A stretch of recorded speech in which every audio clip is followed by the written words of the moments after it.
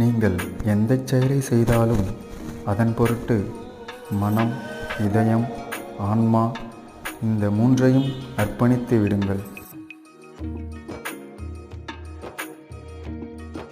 பயமும் நிறைவேறாத ஆசைகளுமே எல்லா துன்பங்களுக்கும் காரணம். தனக்கு மரணமில்லை என அறியும் போதுதான் இந்த பய உணர்வு நம்மை விட்டு அகலும். மனிதன் செய்த உதவிக்கு பதில் உதவி கிடைக்கும் இடத்தில் மட்டுமே அன்பு காட்டுகிறான். எல்லாரிடமும் அன்பு காட்டுவதே முறையானது.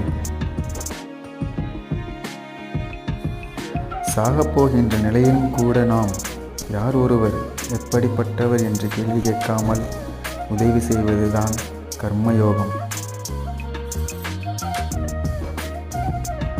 நாம் உணவு உண்பதும் உடுப்பதும் உறங்குவதும் கடவுளுக்காகவே.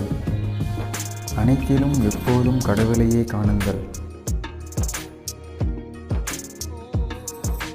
பிரதிபலன் கருதாமல் பிறருக்கு செய்யும் நற்செயல்கள் முன்வினை என்னும் கர்மச் சங்கிலியை உடைத்தெறிகிறது.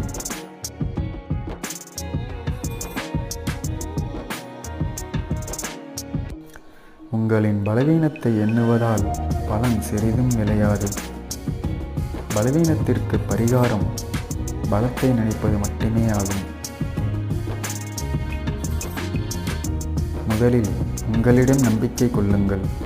பிறகு கடவுளிடம் நம்பிக்கை வையுங்கள். இதன் மூலம் எதையும் சாதிக்கும் வல்லமை பெறுவீர்கள்.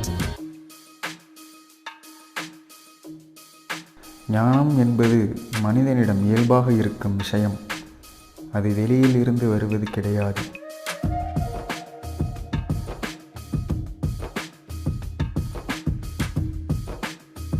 போராட்டம் இல்லாத வாழ்வில் எந்தவிதமான சுவையும் இருப்பதில்லை.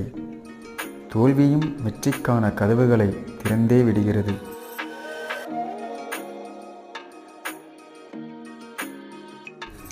பூமி தேவியைப் போல பொறுமையை கடைபிடியுங்கள். பொறுமையுடன் இருப்பவன் காலடியில் உலகமே கிடக்கும்.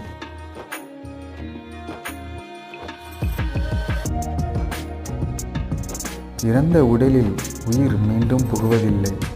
இறந்த காலமும் மீண்டும் வரப்போவதில்லை. நிகழ்காலமான இன்று நாம் வாழ்வதே முக்கியம்.